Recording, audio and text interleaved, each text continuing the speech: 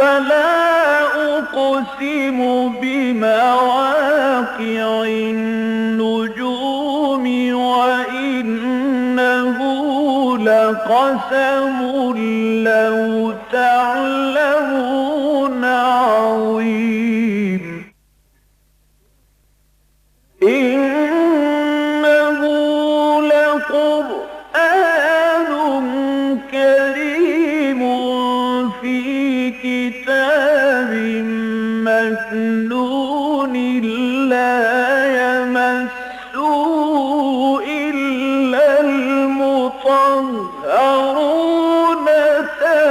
تنزيل من رب العالمين.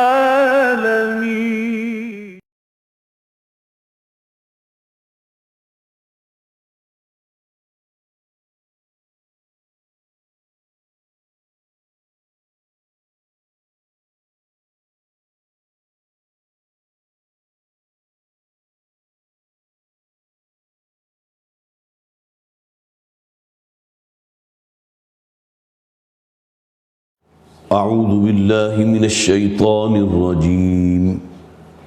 بسم الله الرحمن الرحيم. طاسين تلك آيات الكتاب المبين لعلك باخع نفسك ألا يكونوا مؤمنين إن نشأ ننزل عليهم من السماء آية فظلت أعناقهم لها خاضعين وما يأتيهم من ذكر من الرحمن محدث إلا كانوا عنه معرضين فقد كذبوا فسيأتيهم أنباء ما كانوا به يستهزئون أولم يروا إلى الأرض كم أنبتنا فيها من كل زوج كريم إن في ذلك لآية وما كان أكثرهم مؤمنين وإن ربك لهو العزيز الرحيم. صدق الله العظيم. رب اشرح لي صدري ويسر لي أمري واحلل عقدة من لساني يفقهوا قولي. اللهم ألهمنا رشدنا واعصمنا من شرور أنفسنا آمین یا رب العالمین. مصحف کے اعتبار سے سورہ شعراء 26ویں نمبر پر ہے. کل 11 رکوع ہیں اس میں اور 227 آیات ہیں. اس سے پہلے کہ اس سورہ مبارکہ پر ہم اپنے افہام و تفہیم کا آغاز کریں، چند باتیں اپنے ذہن میں پھر تازہ کر لیجئے کہ ہم اس وقت مصحف میں کس مقام پر ہیں. قرآن حکیم میں مصحف کی ایک ترتیب تو وہ ہے جس میں قرآن کو 7 حصوں میں تقسیم کیا گیا. سورہ فرقان جو ہم نے پچھلی مرتبہ مکمل کی تھی، اس سورہ مبارکہ پر 4 حصے مکمل ہوئے اور سورہ شعراء سے 5ویں حصے کا آغاز ہو رہا ہے. لہذا مصحف میں اگر آپ دیکھیں تو سورہ فرقان کے نیچے منزل نمبر 4 لکھا ہے اور سورہ شعراء کے نزدیک کے نیچے منزل نمبر 5. لیکن مکی اور مدنی صورتوں کے جو گروپس قرآن حکیم میں ہیں، اس حوالے سے اگر ہم جائزہ لیں تو ہم اس وقت 4تھے گروپ پر ہیں. پہلا گروپ سورہ فاتحہ مکی صورت ہے اور پھر 4 مدنی صورتیں. دوسرے گروپ میں 2 مکی صورتیں 2 مدنی صورتیں، سورہ انفال، سورہ توبہ، اور اس سے پہلے جو ہے سورہ انعام اور سورہ اعراف یہ مکی تھی، سورہ انفال سورہ توبہ مدنی ہے. تیسرا گروپ سورہ یونس سے شروع ہوا اور اس کے بعد 14 مکی صورتیں ہم نے پڑھی، اور اس کا اختتام سورہ نور پر ہوا تھا جو مدنی صورت ہے۔ گویا کہ 14 جمع 1 15 صورتیں مل کر یہ قرآن حکیم کا تیسرا گروپ مکمل ہوا تھا۔ اور چوتھا گروپ ہے سورہ فرقان جو ہم نے پچھلی مرتبہ ختم کی تھی۔ گویا کہ چوتھے گروپ میں جو 8 مکی صورتیں ہیں سورہ فرقان سے لے کر، اور پھر یہ بات جو ہے وہ چلے گی سورہ سجدہ تک، اور اس کے بعد صرف ایک مدنی صورت ہے سورہ احزاب، جس سے جیسا کہ ہم نے جو گروپ مکمل کیا ہے اس میں 14 مکی صورتیں اور ایک مدنی صورت، سورہ یونس سے سورہ مومنون تک مکی، اور صرف ایک صورت تھی سورہ نور جو ہم نے پڑھی وہ مدنی صورت تھی۔ یہی معاملہ یہ 8 مکی صورتیں ہیں، اور اس کے بعد پھر ایک صورت آئے گی سورہ احزاب جو بہت جامع صورت ہے۔ اس طرح یہ گویا کہ چوتھا گروپ یہاں مکمل ہوگا۔ تو چوتھے گروپ کی ہم دوسری صورت جو ہے اللہ کا نام لے کر شروع کر رہے ہیں۔ یہ سورہ مبارکہ اس حوالے سے بڑی یونیک صورت ہے کہ آیات اتنی مختصر ہیں کہ تقریباً اس کا حجم آدھے پارے سے زائد نہیں ہے۔ ربع جہاں ختم ہوتا ہے یہ 19ویں پارے کا، وہاں سے سورہ مبارکہ شروع ہوئی اور ثلاثے سے پہلے ختم ہو گئی، گویا کہ نصف پارہ بھی مکمل نہیں ہے۔ لیکن یہ کہ آیات کی تعداد 227،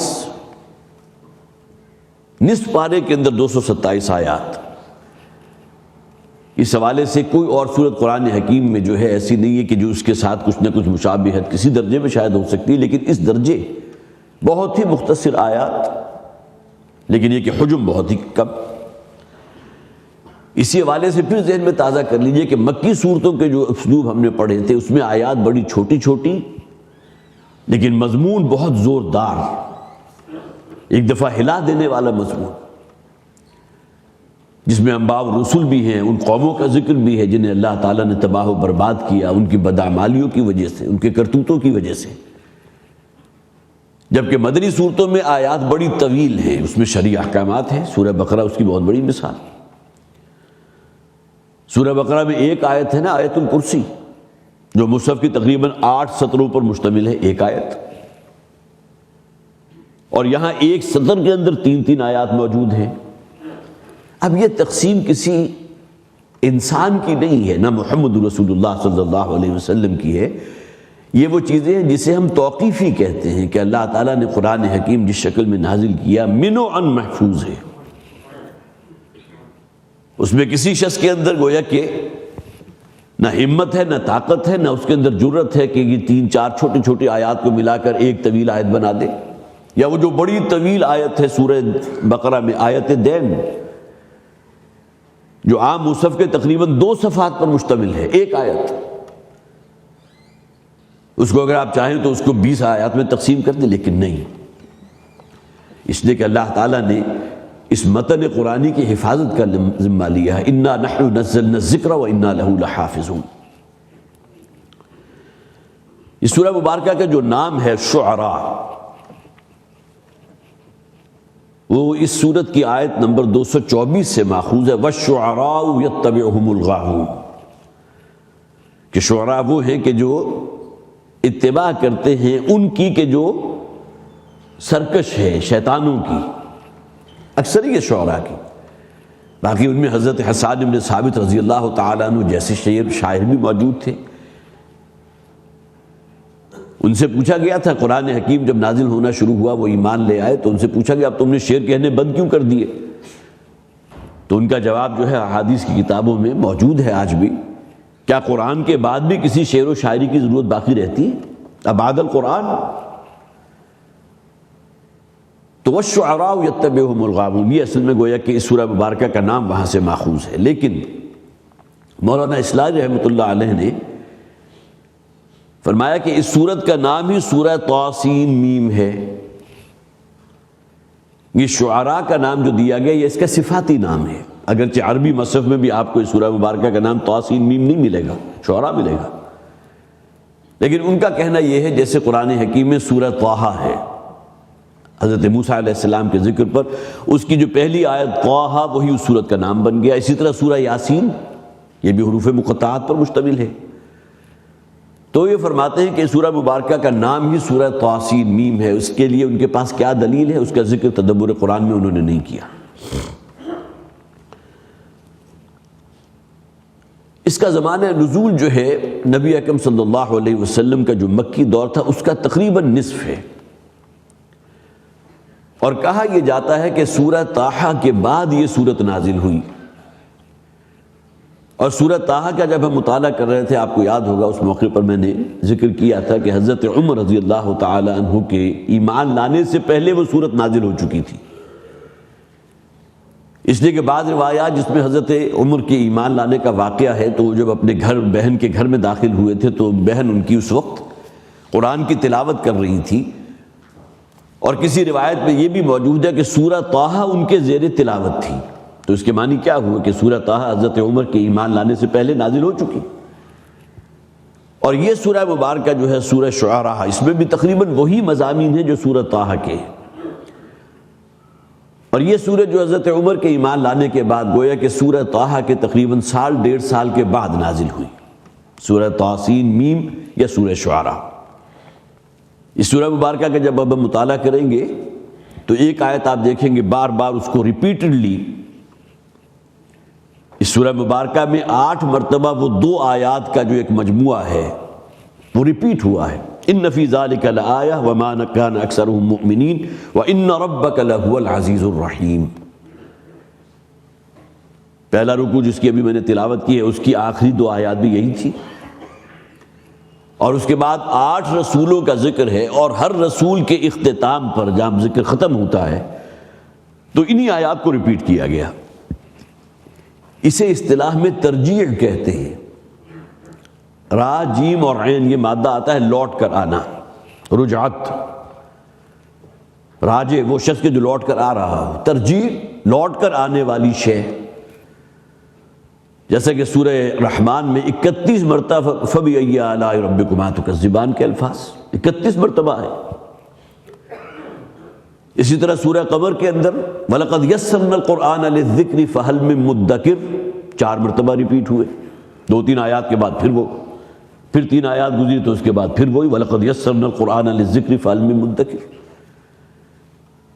اسی طرح سورہ مرسلات کے اندر 11 یا 10 مرتبہ وَيْلٌ لِّلْمُكَذِّبِينَ یہ الفاظ ریپیٹ ہوئے۔ اسے ترجیح کہتے ہیں کہ ایک صورت میں جو الفاظ بار بار آ رہے ہیں وہ گویا کہ ترجیح ہے، اور اس سورہ مبارکہ میں یہ جو 2 آیات ہیں ان فی ذلک لآیہ وما کان اکثرهم مؤمنین وان ربک لہو العزیز الرحیم، یہ 2 آیات جو ہیں 8 مرتبہ ریپیٹ ہوئی ہیں۔ اور جیسا کہ میں نے عرض کیا کہ ہر رسول کا جب ذکر ختم ہوا اور اس کی قوم کو تباہ و برباد کر دیا گیا تو اس میں گویا کہ اب اس میں عبرت کی نشانیاں ہیں ان لوگوں کے لیے جو غور و فکر کرنے والے ہیں، بہت بڑی نشانی، لیکن اس کے باوجود بھی لوگوں کی اکثریت ایمان لانے پر تیار نہیں۔ مکی صورتوں میں ایک اور شے ہے جس کا میں پہلے بھی ذکر کر چکا کہ مطالبہ کہ جب تک کوئی بڑا معجزہ ہمیں نہیں دکھاؤ گے ہم ایمان نہیں لائیں گے۔ اس میں سر فہرست جو ہے وہ سورہ بنی اسرائیل ہے، جس میں 3 یا 4 آیات کے اندر ان کے 9 مطالبے جو ہیں وہ قرآن نے بیان کیے، یہ کرو تمہارے لیے جو ہے بہترین باغ تعمیر ہو جائے، سونے کا قلعہ بن جائے، اور عرب کی زمین جو ہے گل و گلزار ہو جائے، یہاں جو ہے ندیاں اور نالے بہنے لگے، جب تک یہ کام نہیں کرو گے ہم ایمان نہیں لائیں گے۔ آخر پہلے نبی اور رسول بھی تو گزرے ہیں نا، انہوں نے اتنے بڑے بڑے معجزے انہوں نے پیش کیے۔ حضرت موسیٰ علیہ السلام عصا لے کر آئے تھے، وہ اژدہا بنتا تھا اور بہت بڑا اژدہا بن جاتا تھا۔ حضرت عیسیٰ علیہ السلام احیاء موتا جیسا معجزہ کہ کسی مردہ شخص کے کنارے جو ہے سرانے کھڑے ہو کر کہتے تھے قم باذن اللہ، اور وہ کھڑا ہو جاتا تھا، زندہ ہو جاتا تھا۔ تو جب پہلے رسولوں کو اس نوعیت کے معجزے دیے گئے تو آخر محمد صلی اللہ علیہ وسلم وہ کیوں نہیں، وہ بھی تو یہ اس طرح کے معجزے دکھائیں تاکہ ہم ان پر ایمان لائیں۔ اس کا ذکر بھی یہ پہلے رکوع میں آ گیا۔ اب یہ وہ تمام چیزیں وہ ہیں جو مکی صورتوں میں جو ہم نے 14 صورتیں پڑھی تھیں، سورہ یونس سے لے کر اور پھر سورہ مومنون تک، اس میں بار بار یہ چیزیں آتی رہی ہیں۔ قرآن حکیم کا تو یہ انداز ہے وَلَقَدْ صَرَّفْنَا فِي هَذَا الْقُرْآنِ مِنْ كُلِّ مَثَلٍ، ہم نے قرآن حکیم میں تصریف آیات کی ہے، آیات اور مضامین جو ہے بار بار ریپیٹڈلی، تاکہ کچھ نہ کچھ تو نصیحت حاصل کر سکو۔ ممکن ہے ایک مرتبہ کا پڑھ جانا یا سن لینا یا 2-3 مرتبہ کا پڑھ جانا، بار بار اس کو جسے ہیمر کہتے ہیں ذہن کے اندر خوب اچھی طرح بٹھانا۔ یہ چند باتیں تو وہ تھی جو تمہیدی نوعیت کی تھیں۔ اب آئیے کہ سورہ مبارکہ کا ہم مطالعہ شروع کرتے ہیں۔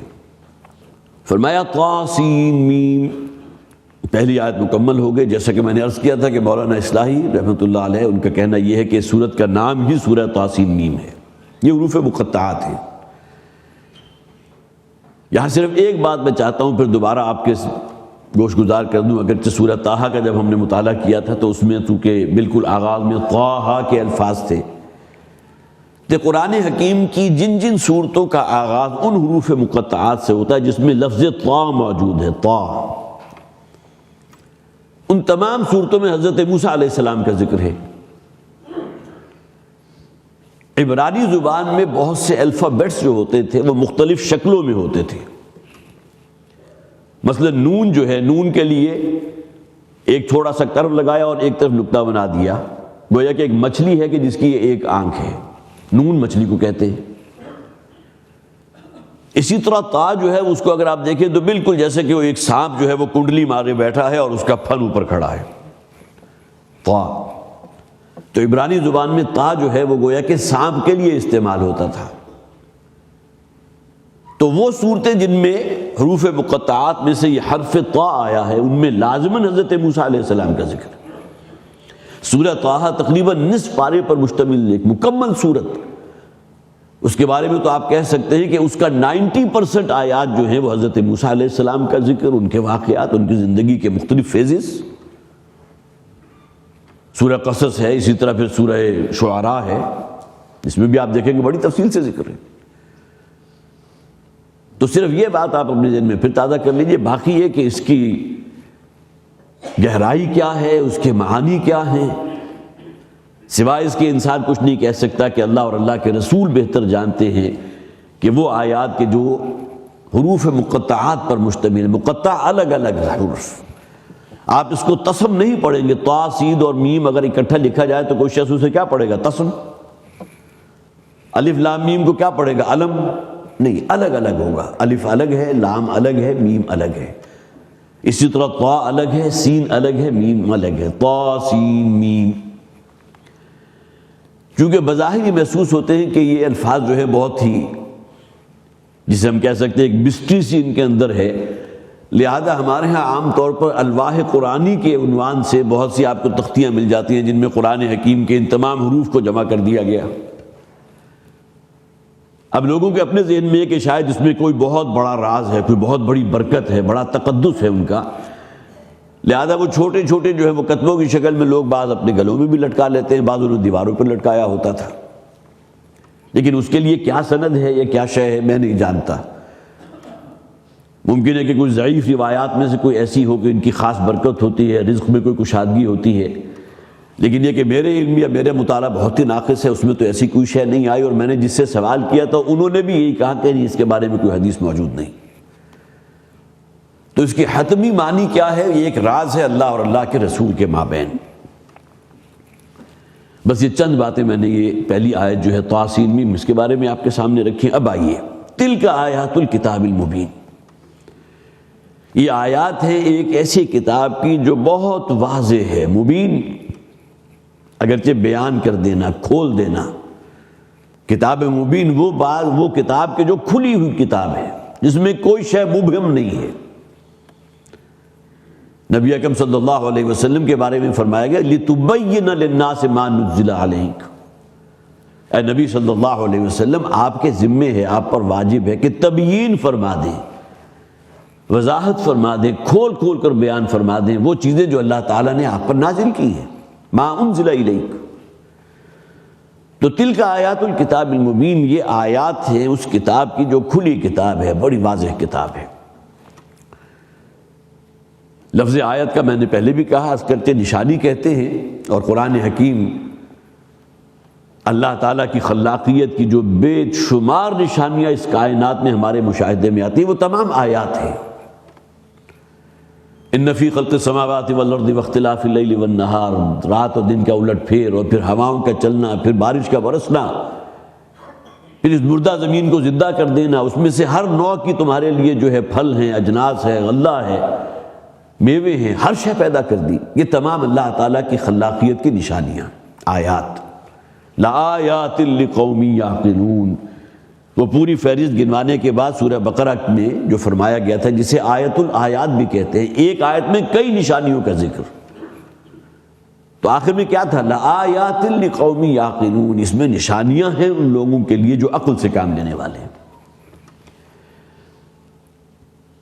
آیات تکوینیاں ہیں، تکوینیاں بئی معنی کون و مکان، یہ کائنات، اس کائنات کی ہر شے کو دیکھے، اللہ کی خلاقیت کی بہت بڑی نشانی۔ درخت کا ہر پتا گویا کہ گواہی دے رہا ہے کہ میرا خالق اور میرا مالک جس نے مجھے پیدا کیا، میرے میں اندر کون سے اوصاف رکھے۔ سورج کی روشنی پڑتی ہے اور ایک پورا جسے آپ کا یہ کیمیکل پروسیس پتے کے اندر شروع ہو جاتا ہے، فوٹو سنتھسس، اور اس کے اندر کلوروفل نامی جو ایک مادہ ہے وہ پھر آکسیجن نکال رہا ہے، درخت کا ہر پتا آکسیجن پیدا کر رہا ہے۔ آج سے 100 سال پہلے تو کسی کو معلوم نہیں تھا، لیکن آج ہماری سائنس جو ہے اس بات کی گواہی دے رہی ہے۔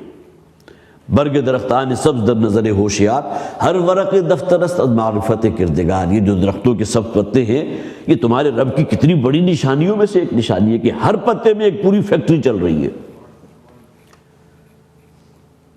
تو یہ تو ایک چھوٹی سی مثال ہے نا۔ تو یہ آیات تکوینیاں ہیں، گویا کہ اس کون و مکان میں اللہ تعالیٰ کی جو ہر چہار طرف جو نشانیاں پھیلی ہوئی ہیں، سوچنے سمجھنے اور عقل رکھنے والے شخص کے لیے اللہ کی معرفت حاصل کرنے کا سب سے بڑا ذریعہ، جسے ہم اکتسابی ایمان کہتے ہیں۔ یہ ایمان کسب کیا جاتا ہے۔ ان مظاہر کو دیکھ کر انسان اللہ کی معرفت، اس کی قدرت، اس کی خلاقیت، اس کا جو تأثر انسان کے اوپر قائم ہوتا ہے، اس کا آپ اندازہ نہیں کر سکتے کہ میرا رب کتنی قوت کا مالک ہے، کتنی انرجی ہے اس میں، جس نے سورج جیسی شے بنا دی۔ سورج میں کیا حرارت اور تمادر اور کتنی انرجی ہے، اس کو ہماری کوئی ناپ تول میں آنے والی بات ہی نہیں۔ اندازے لگائے جاتے ہیں کہ اتنے کروڑ سینٹی گریڈ جو ہے ٹیمپریچر ہے سورج کی سطح کا۔ اب آپ کو تھرمامیٹر لے کر تو نہیں گئے کہ جس سے اندازہ لگایا، لیکن یہ کہ معلوم ہوتے ہیں کہ ہمارے پیمانے ختم ہو گئے۔ کروڑوں ڈگری سینٹی گریڈ کو ناپ لینا، لیکن سائنس کا کوئی نہ کوئی تو میتھڈولوجی ایسی ہوگی نا جس کی بنیاد پر انہوں نے کہا کہ 60 کروڑ ڈگری جو ہے وہ سینٹی گریڈ ٹیمپریچر ہے سورج کی سطح کا۔ یہاں تک پہنچتے پہنچتے بھی آپ کو معلوم ہے گرمیوں میں 52-53 جو ہے سینٹی گریڈ، اس پر انسان کا ذہن دماغ کھولنے لگتا ہے۔ تو اس کائنات کی ہر شے پر غور کرے گا تو انسان جو ہے واقعتاً مبہوت ہو کر رہ جاتا ہے۔ یہ آیات تکوینیہ ہے، ایک آیات تنزیلیہ ہیں جو فرمایا گیا تلک آیات الکتاب المبین۔ قرآن کی ہر آیت نشانی ہے، بھئی معنی کہ اس کو پڑھنے سے تمہیں تمہارے رب کا تعارف حاصل ہوتا ہے، جس طرح اس کائنات کی ہر شے کو دیکھنے سے رب کی معرفت پیدا ہوتی ہے، یہی معاملہ قرآن حکیم کی آیات کا ہے۔ یہی وہ طاقت ہے جو انسان کے اندر ایمان پیدا کرتی ہے۔ قرآن میں ہو غوطہ نئے مرد مسلمان، ذرا اس کی گہرائی میں جاؤ اور اس کے معنی اور مفاہیم پر غور کرو تو اللہ کی جو ایک معرفت پیدا ہوگی اس کا اندازہ نہیں کیا جا سکتا۔ تلک آیات الکتاب المبین، یہ آیات تنزیلیہ کہلاتی ہیں جو اللہ نے نازل کی ہیں، جو قرآن میں محفوظ ہیں، اور آیات تکوینیہ جو اس پوری کائنات میں کون و مکان میں ہر چہار طرف پھیلی ہوئی ہیں۔ لعلک باخع نفسک الا یکونوا مؤمنین، اے نبی صلی اللہ علیہ وسلم شاید کہ آپ اپنے آپ کو ہلاک کر دیں اس بات پر کہ یہ ایمان نہیں لا رہے۔ اب دیکھیں یہ ایک خاص کیفیت ہے جو نبی اکرم صلی اللہ علیہ وسلم پر وقتاً فوقتاً طاری ہوتی تھی۔ مکی دور کو اگر آپ اپنے ذہن میں رکھیں، وہاں جس سے آپ کہیں گے جو گراف چڑھتا ہے گویا کہ لوگوں کا ایمان لانے کی تعداد بہت سلو، ممکن ہے کہ 5 سال کی مدت جو نبی اکرم صلی اللہ علیہ وسلم کی دعوت و تبلیغ کی تھی، اس کے نتیجے میں ممکن ہے کہ 50 افراد بھی ایمان نہ لائے ہوں۔ مکہ کی بستی میں کم سے کم یہ کہ چند سو گھرانے تو موجود تھے نا، 4-5 ہزار افراد تو ہوں گے، اور محنت کرنے والی ذات کون سی ہے؟ محمد رسول اللہ صلی اللہ علیہ وسلم. لیکن نتیجہ صفر نہ کہیے لیکن بہت سلو. یہ کیفیت جو حضور پر طاری ہوتی تھی اس کو قرآن حکیم میں اور بھی بہت سے مقامات پر واضح کیا گیا. جیسا کہ یہاں کہا گیا کہ یہ لوگ ایمان نہیں لا رہے، اس میں آپ اس درجے ہلکان کر رہے ہیں اپنے آپ کو، گویا کہ ہلاک کرنے کو تیار ہیں اپنے آپ کو اس غم کے اندر. اسی طرح فرمایا گیا سورہ فاطر میں فَلَا تَذْهَبْ نَفْسَكَ عَلَيْهِمْ حَسَرَاتٍ. ان لوگوں کے ایمان نہ لانے کی وجہ سے جو حسرت اور جو آپ کے اندر ایک مایوسی اور جو فرسٹریشن ہے، اے نبی صلی اللہ علیہ وسلم اس کو اپنے اوپر طاری نہ کیجئے. اس کا کوئی الزام آپ کی ذات پر نہیں ہے. یہ نہیں ہے کہ آپ کی محنت اور آپ کی جو ہے کہیں خلوص میں کوئی کمی رہ گئی ہو، معاذ اللہ، آپ کی محنت میں کوئی کمی رہ گئی ہو، ہرگز نہیں. ہر شخص چاہتا ہے، یہ انسان کی ایک نفسیاتی کمزوری ہے کہ اگر وہ کچھ ایفرٹ کرتا ہے، کوئی محنت کرتا ہے تو وہ چاہتا ہے اس کا کچھ نہ کچھ پھل تو مجھے نظر آنا چاہیے نا، اس کا نتیجہ تو نظر آنا چاہیے. لیکن نبی اکرم صلی اللہ علیہ وسلم کی دن رات جو ہے وہ کمر توڑ دینے والی مشقت لوگوں پر اثر ہی نہیں ہو رہا. تو دل میں یہ خیال گزرتا تھا شاید کہیں میرے خلوص میں کوئی کمی رہ گئی، میری محنت کے اندر کوئی کمی رہ گئی. اس کی وجہ سے بھی آپ کا ذہن جو ایک دباؤ میں آتا تھا. اور اس کے جو الفاظ ہیں با خے اور عین جو ہے یہ آتا ہے کسی شے کا ہلاک کرنا، ذبح کرنا. بخع فَلَعَلَّكَ بَاخِعٌ نَفْسَكَ، اے نبی شاید اپنے آپ کو آپ ہلاک کر لیں اس غم کے اندر کہ یہ لوگ ایمان نہیں لا رہے. سورہ کہف کی آیت نمبر 6 میں فرمایا گیا فَلَعَلَّكَ بَاخِعٌ نَفْسَكَ عَلَىٰ آثَارِهِمْ إِن لَّمْ يُؤْمِنُوا بِهَٰذَا الْحَدِيثِ آسَفًا. اس رنج اور غم کی وجہ سے شاید آپ اپنے آپ کو ہلاک کرنے کے در پہ ہیں کہ ایمان نہیں لا رہے. سورہ کہف بھی مکی صورت ہے. سورہ فاطر کا میں نے حوالہ دیا فَلَا تَذْهَبْ نَفْسَكَ عَلَيْهِمْ حَسَرَاتٍ، وہ بھی سورہ فاطر میں مکی صورت آیت نمبر 4.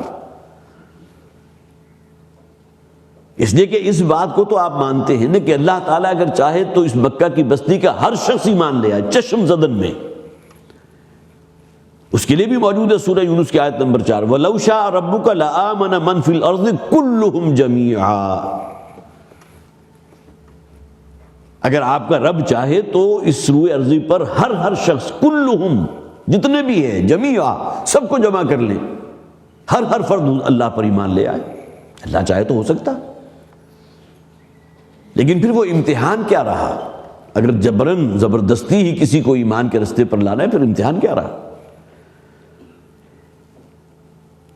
فَلَعَلَّكَ بَاخِعٌ نَفْسَكَ أَلَّا يَكُونُوا مُؤْمِنِينَ. شاید آپ اپنے آپ کو اس غم میں، غم و اندوہ کی اس کیفیت میں شاید اپنے آپ کو ہلاک کر دیں، مار دیں اس بنیاد پر کہ یہ ایمان نہیں لا رہا. إِن نَّشَأْ نُنَزِّلْ عَلَيْهِم مِّنَ السَّمَاءِ آیَةً. ایک بات اور نوٹ کر لیجئے کہ کفار کا حضور پر ایمان نہ لانا، اس کی وجہ سے ایک تو میں نے آپ کو یہ بتا دیا کہ نبی اکرم صلی اللہ علیہ وسلم کے اپنے دل میں یہ خیال آتا ہوگا اور اس کی وجہ سے ذہن پر دباؤ پڑتا ہوگا یہ ایمان کیوں نہیں لا رہے، کوئی میرے اخلاص میں کمی ہے، کوئی میری محنت میں کمی ہے. پھر یہ کہ آپ کے دل میں جتنی محبت تھی انسانوں کے لیے، اس لیے کہ رؤوف و رحیم اگر اللہ تعالیٰ کی صفت ہے، الرؤوف اللہ کی ذات ہے، الرحیم اللہ کی ذات ہے، لیکن یہی دونوں الفاظ نبی اکرم صلی اللہ علیہ وسلم کے لیے بھی آئے. حریص علیکم بالمؤمنین رؤوف الرحیم، وہی الفاظ بڑے نہیں. ایک فرق ہوگا کہ جب اللہ کے لیے آئیں گے تو الف لام لگ جائے گا الرؤوف. یہ گویا کہ صفت رافت جو ہے اس کی بلند ترین سطح جہاں کا آپ کو تصور نہیں کر سکتے. الرؤوف الرحیم، اس کی رحمت، اس کی شان کیا ہے کوئی تصور انسان نہیں کر سکتا. لیکن اسی کا ایک پرتاؤ اور اسی کی ایک جھلک جو ہے نبی اکرم صلی اللہ علیہ وسلم کی اپنی ذات میں بھی تو تھی نا، جس کے لیے قرآن حکیم میں وَبِالْمُؤْمِنِينَ رَؤُوفٌ الرحیم، اے نبی صلی اللہ علیہ وسلم آپ کا معاملہ اہل ایمان کے ساتھ رؤوف و رحیم والا ہے. تو حضور کے دل میں اپنے اعزاء و اقارب کے لیے بھی خاص طور پر اور تمام انسانوں کے لیے بھی شدید محبت تھی. اور اس محبت کا تقاضا یہ تھا کہ کہیں یہ لوگ جو ہیں اپنی اسی بدعمالیوں کے اندر، اپنی سرکشی میں، اپنی بغاوت میں، اپنی طغیانی میں جہنم میں نہ کہیں دھکیل دیے جائیں۔ منطقی بات تھی نا، جیسے کہ حضور نے فرمایا کہ میری اور تمہاری مثال ایسے ہے گویا کہ آگ کا ایک بہت بڑا الاؤ روشن ہے، گڑھا ہے، تمہیں نظر نہیں آ رہا، تم اندھے اس کی طرف جو ہے اندھوں کی طرح لپ کے چلے جا رہے ہو، میں تمہارے کپڑے پکڑ پکڑ کے تمہیں بچانے کی کوشش کر رہا ہوں۔ یہ تو حدیث کے الفاظ ہیں نا، اس لیے کہ حضور کی تو شدید ترین خواہش تھی کہ میرے اپنے اعزاء و اقارب میں سے بھی، یہ مکہ کی چھوٹی سی بستی یہاں کے رہنے والے، اور پھر یہ کہ آپ تو تمام انسانوں کے لیے رسول بنا کر بھیجے گئے، تو بنی نوع انسان کی ایک محبت آپ کے دل میں اتنی تھی کہ آپ کو یہ قطعاً گوارا نہیں تھا کہ ان میں سے کوئی شخص جہنم میں دھکیل دیا جائے۔ اور جہنم سے بچنے کی ایک ہی شکل ہے، وہ ایمان۔ اور یہ ایمان نہیں لا رہے، آپ اپنے آپ کو ہلاک کیے دے رہے ہیں اس بنیاد پر کہ یہ ایمان نہیں لا رہے، اللہ یکونوا مؤمنین۔ تو یہ بھی ایک وجہ تھی، اور تیسری وجہ یہ تھی کہ اگر یہ اسلام قبول کر لیں تو دین کو بڑی قوت حاصل ہو جائے گی، اس لیے کہ مکہ جو ہے وہ ام القریٰ ہے، تمام بستیوں کی ماں ہے۔ آج سے 1400 برس پہلے بھی مکہ کی ایک حیثیت جو ہے بڑی معتبر تھی۔ وہاں اللہ ان اول بیت وضع للناس للذی ببکۃ مبارکا وہدی للعالمین، یہ عبادت رب کے لیے جو سب سے پہلا گھر تعمیر کیا گیا بیت اللہ کعبہ، وہ مکہ میں ہے، ام القریٰ۔ تو اگر یہ قریش والے، یہ مکہ والے ایمان لے آئیں تو گویا کہ دین کو جو طاقت حاصل ہوگی، وہ بھی ایک وجہ تھی کہ حضور کے اندر شدید ترین خواہش تھی کہ ایمان لے آئیں۔ اسی خواہش کا نتیجہ تھا نا کہ حضور کی دعاؤں میں ابو جہل کے لیے بھی ہدایت کی دعا تھی، اور اسی طرح عمر رضی اللہ تعالیٰ عنہ اس وقت ایمان نہیں لائے تھے۔ اے پروردگار، عمرو ابن حشام جو ابو جہل کا نام ہے، اور عمر ابن خطاب جو حضرت عمر ہیں رضی اللہ تعالیٰ عنہ، ان دونوں میں سے کسی ایک کو اپنے دین کے لیے، دین اسلام کے لیے قبول فرما لے، انہیں ہدایت عطا فرما دے۔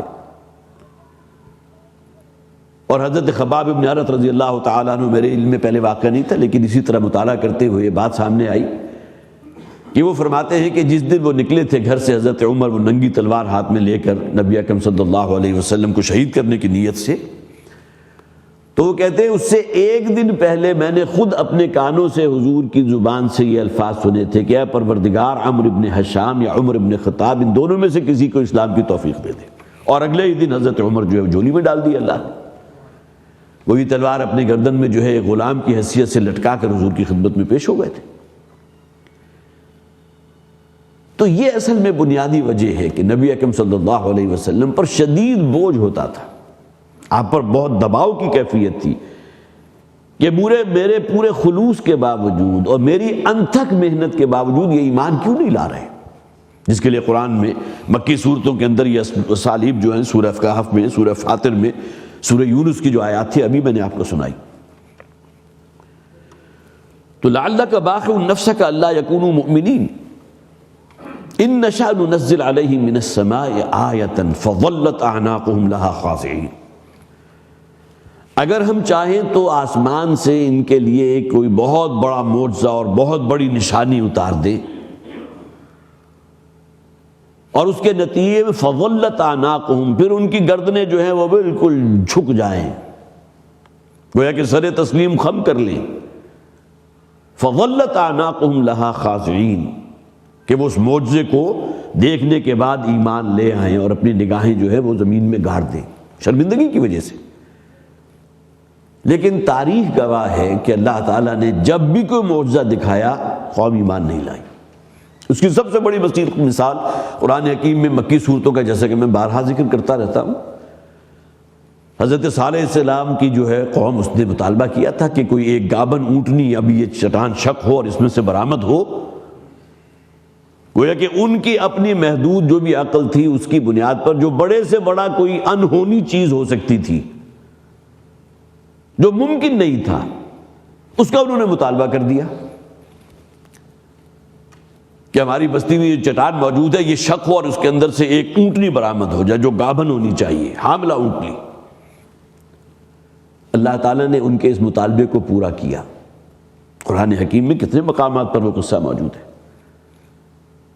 لیکن نتیجہ کیا نکلا؟ قوم تو ایمان نہیں لائی. پھر انہیں 3 دنوں کی، جسے آپ کہیے کہ تنبیہ، وہ ایک پیشگی، وارننگ دے دی گئی، یہ 3 دن اب ہیں، جو بھی تم نے اس دنیا سے نفع حاصل کرنا ہے، جو عیاشیاں کرنی ہیں، جو تمہاری بد کرداریاں، اس میں 3 دن کی مہلت ہے، اس کے بعد پھر اللہ کا عذاب آئے گا. اور پھر اس قوم پر جو عذاب آیا اس کے لیے الفاظ قرآن حکیم نے بہت خوفناک. کہیں تو صیحہ کہا گیا، فَأَخَذَتْهُمُ الرَّجْفَةُ، بہت بڑا زلزلہ ہے، کوئی چیخ اور چنگھاڑ ہے. اور بعض روایات یہ بھی ہے کہ اس قوم کے اوپر اللہ تعالیٰ نے ایک بادل بھیجا تھا کہ جس میں سے پانی کے بجائے آگ کی بارش ہوئی ان پر، اس لیے کہ قوم نے مطالبہ کیا اور پھر اللہ تعالیٰ نے اس مطالبے کو پورا کیا، لیکن قوم پھر بھی ایمان نہیں لائی. تو ان نشاء ننزل علیہم من السماء آیۃ، اگر ہم چاہیں تو ان پر آسمان سے کوئی بہت بڑا معجزہ، بہت بڑی آیت جو ہے، آیت معجزے کو بھی کہتے ہیں، نشانی، کہ یہ بالکل مبہوت ہو کر رہ جائیں، ان کی گردنیں جھکی رہ جائیں. لیکن قرآن یہ نہیں چاہتا کہ جبراً کسی شخص کو کے اوپر ایمان مسلط کیا جائے، جس طرح قرآن میں موجود ہے لا اکراہ فی الدین. ہمارے اس دین کو جہاں تک قبول کرنے کا معاملہ ہے، اس میں کوئی جبر نہیں ہوگا کہ آپ نے گن پوائنٹ پر کسی کو جو ہے اسلام کے لیے مجبور کر دیا ہو، ہرگز نہیں. کوئی شخص اگر اپنے آبائی دین پر رہنا چاہتا ہے، ہاں جزیرہ نما عرب کی حد تک معاملہ بالکل دوسرا تھا، یہاں تو اب شرک نہیں چلے گا.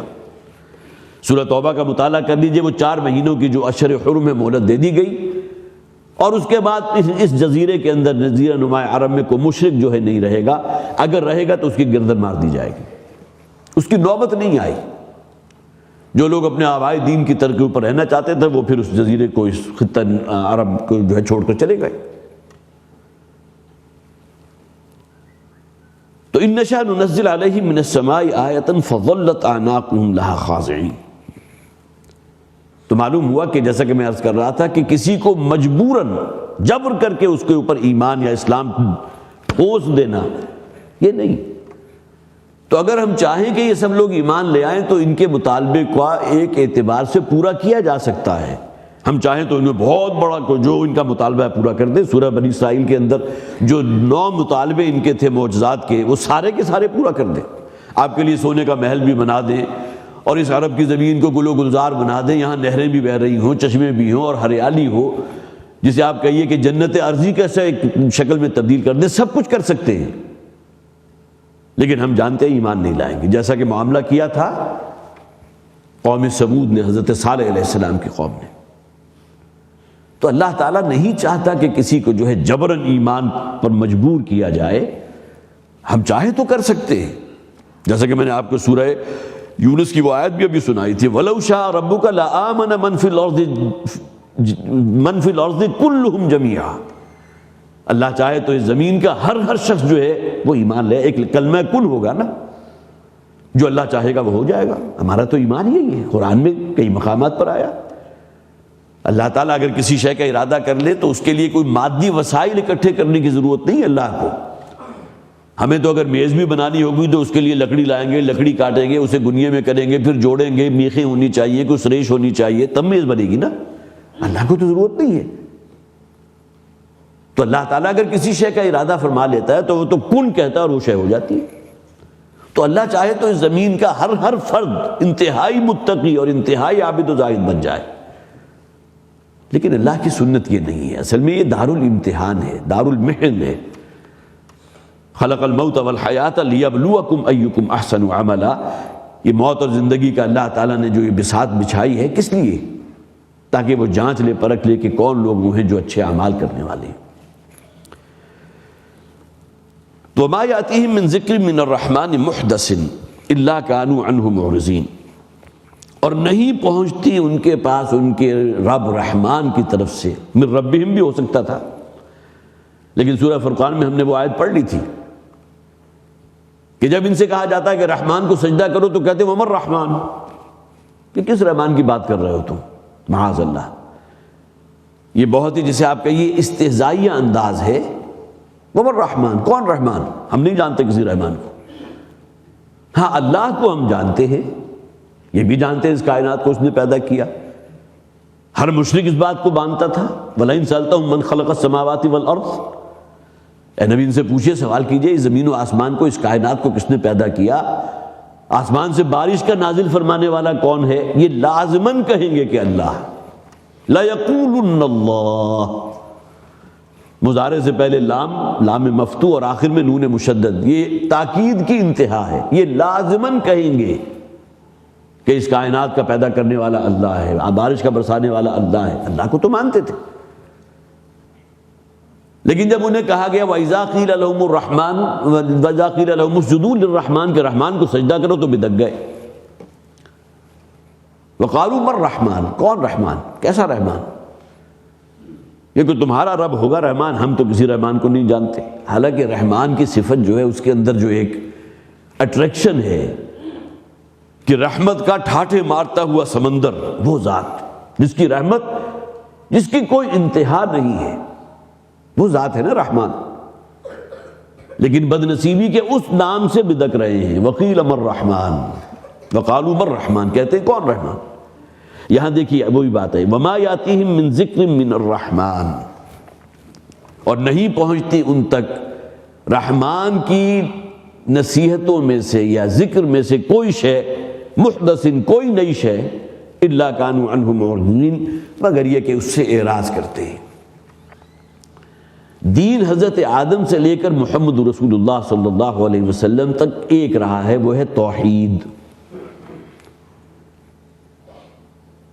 شریعت کے احکامات کے اندر کچھ نہ کچھ رد و بدل ہوتا رہا، لیکن دین ہمیشہ ایک رہا۔ شرع لکم من الدین ما وصی بہ نوح وابراہیم واسماعیل، جو پورا کے پوری جو ہے وہاں لسٹ دے دی گئی سورہ شورى کے اندر کہ حضرت آدم سے لے کر، جس میں اگرچہ وہاں حضرت نوح کا ذکر کیا گیا ہے کہ جو جنہیں ہم آدم ثانی بھی کہتے ہیں۔ حضرت آدم حضرت نوح کے درمیان کتنے نبی آئے اس کا ذکر قرآن زیادہ نہیں کرتا، لیکن یہ کہنا یہ کہ حضرت ادریس ہیں، ایک نبی یا رسول ہیں کہ جن کا ذکر قرآن میں ادریس کے نام سے ہے، وہ شاید حضرت نوح اور حضرت آدم کے درمیان کے پیریڈ میں کہیں تھے۔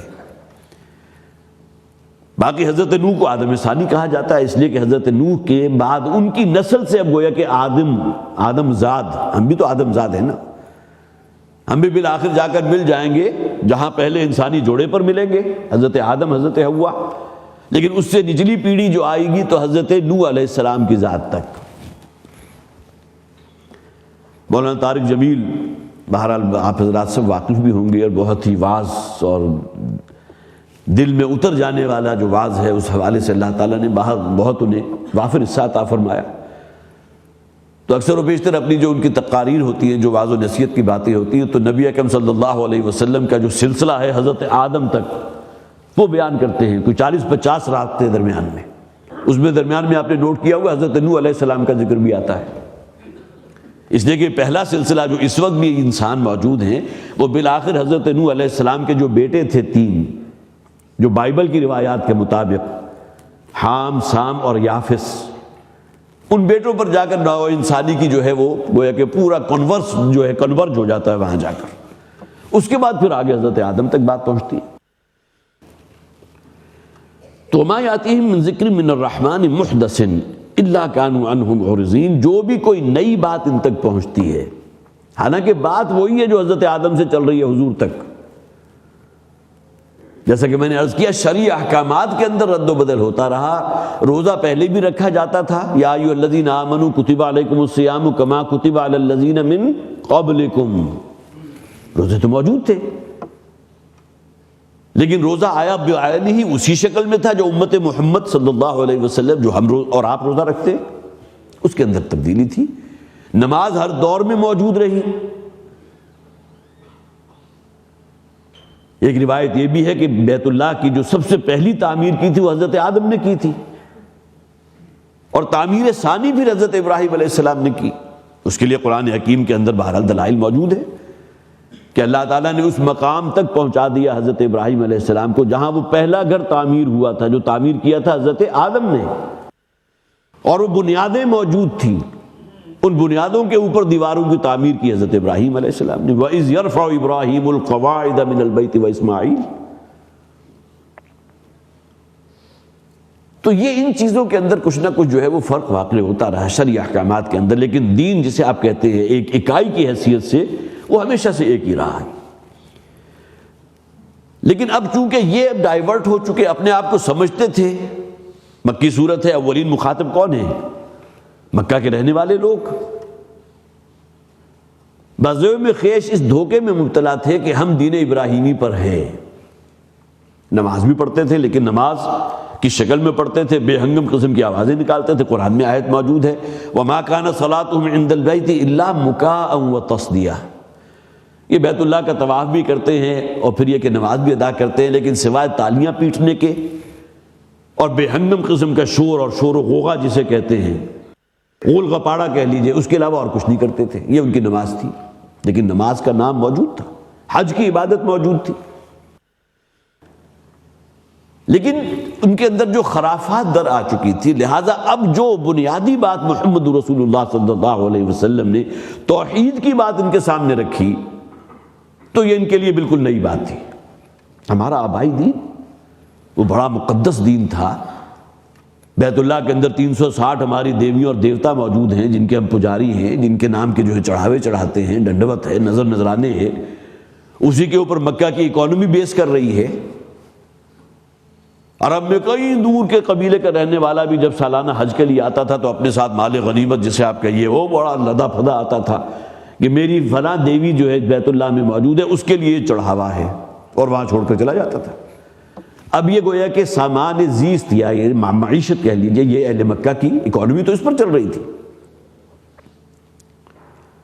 تو توحید ان کے لیے بالکل نئی بات تھی، محدث، کوئی نئی بات، اس سے بڑی بات ان کے لیے کوئی نہیں تھی کہ ان تمام معبودان باطل جن کو ہم کہتے ہیں معبودون باطل، ان کے تو معبودان حق تھے نا، وہ لات ہے، عزا ہے، منات ہے، یہ دیویاں دیوتا، اور اس میں ایک بالکل نئی بات محمد پیش کر رہے ہیں صلی اللہ علیہ وسلم، وہ توحید کی بات ہے۔ یہ محدث کہتے ہیں اس شے کو جو بالکل نئی ہو، جیسا کہ نبی اکرم صلی اللہ علیہ وسلم کی وہ حدیث بھی ہے نا، جو گویا کہ بنیاد بنتی ہے بدعات کی، دین کے نام پر کوئی نئی بات پیدا کر دینا، محدث۔ حضور کا فرمان کیا ہے؟ من احدث فی امرنا ما لیس فیہ فہو رد، جو شخص بھی ہمارے دین کے معاملے میں کوئی نئی بات نکال لے گا، ملمہ کاری تو دین کا لیبل لگا دیا لیکن حقیقتاً دین سے اس کا کوئی تعلق نہیں ہے۔ من احدث فی امرنا، حدث ہا دال اور سا اسی سے محدث بنا لا، من احدث فی امرنا ما لیس فیہ فہو رد، تو وہ بات مردود ہے، وہ دین نہیں ہے۔ دین تو مکمل ہوا، محمد رسول اللہ صلی اللہ علیہ وسلم جس حال میں اس دین کو چھوڑ کر گئے تھے وہ مکمل شدہ دین تھا، اس میں کوئی کمی نہیں رہ گئی تھی کہ بعد میں قرآن خوانیوں کے نام سے دین شروع کر دیں اور تیجوں کے نام سے شروع کر دیں اور فلاں کے نام سے شروع کر دیں۔ اگر اس میں کوئی خیر ہوتا تو نبی اکرم صلی اللہ علیہ وسلم کیا اس کی تلقین کیے بغیر چلے جاتے؟ اور یہ جتنی بھی بدعات ہے اس کے لیے دوسری سب سے بڑی دلیل کیا ہے کہ ان چیزوں کا کوئی سراغ اگر آپ کو صحابہ کے دور میں بھی مل جائے تو بھی تو کوئی بنیاد بنے گی نا۔ علیکم بسنتی و سنت الخلفاء راشدین المہدیین، تم پر لازم ہے کہ میری سنت اور میرے خلفاء راشدین کی سنت کے ساتھ چمٹ جاؤ، تم پر لازم ہے اس کا اتباع۔ تو خلفاء راشدین کا جو دور ہے اس میں دیکھ لیجئے، کیا آپ کو کہیں عید میلاد النبی کے جلوس نظر آتے؟ کیا کہیں کسی کا سوئم نظر آتا ہے، کسی کا تیجا نظر آتا ہے؟ اور کتنی ہی خرافات ہم نے دین کے نام سے جمع کر دی۔ من احدث فی امرنا ما لیس فیہ فہو رد، جو شخص بھی ہمارے دین میں کوئی نئی شے ایجاد کر لے گا، وہ ایجاد کرنے والا اور اس پر عمل کرنے والا بھی مردود ہے اور وہ شے بھی مردود ہے، وہ دین نہیں ہے۔ اس کے معنی کیا ہے کہ ایمان بے رسالت مکمل نہیں۔ ہمیں اس بات کا یقین ہے کہ دین جو ہے محمد پر صلی اللہ علیہ وسلم مکمل ہوا تھا، دین تو ابھی تشنا رہ گیا تھا، اس کو تو ہم نے بعد میں مکمل کیا۔ اذان سے پہلے درود و سلام پڑھ کے جو ہے پورے محلے کو گونجا دینا، یہ تو ہمارے ذہن میں آئی نا بات، نہ صحابہ کے ذہن میں آئی نہ حضور کے ذہن میں آئی۔ تو اس کسوٹی کے اوپر آپ جو ہے جس چیز کو بھی پرکھیں گے آپ کو جواب مل جائے گا۔ اس سے زیادہ بہترین جسے آپ کہیں گے کہ لٹمس ٹیسٹ ممکن نہیں ہے۔ تو جب بھی ان کے پاس کوئی نئی بات آتی ہے جو ان کے نزدیک نہیں ہوتی، حقیقت تو ہے وہ، اصل دین تو وہی ہے توحید، تو الا کانوا عنہ معرضین، تو ان لوگوں کا طرز عمل کیا ہوتا ہے اس سے اعراض کرتے ہیں، سنی انسنی کر دی۔ صرف اسی پر بس نہیں کرتے بلکہ پھر مخالفت کے اوپر جو ہے وہ خوب خم ٹھوک کر دماغ جو ہے میدان میں آ جاتے ہیں، پھر اس میں بدترین قسم کا ٹارچر کرتے ہیں ان لوگوں کے اوپر جو اس عقیدے کے حامل تھے، حضرت بلال، حضرت خباب بن ارت، حضرت یاسر، حضرت عمار، کیسی کیسی مثالیں موجود ہیں، تاریخ کا مطالعہ کیجئے، سیرت کا مطالعہ کیجئے۔ بس وقت میرا خیال ختم ہو گیا، اسی پر ہم ختم کر رہے ہیں۔ کل 5 آیات، پہلے رکوع میں 9 آیات تھی کہ جن کی تلاوت کی گئی تھی، انشاءاللہ بقیہ حصہ جو ہے ہم اگلی مرتبہ پڑھیں گے اور اس سے مزید آگے بھی بڑھیں گے۔ اللہ تعالی ہمیں قرآن حکیم کو سمجھنے کی اور اس پر عمل کرنے کی توفیق عطا فرمائے۔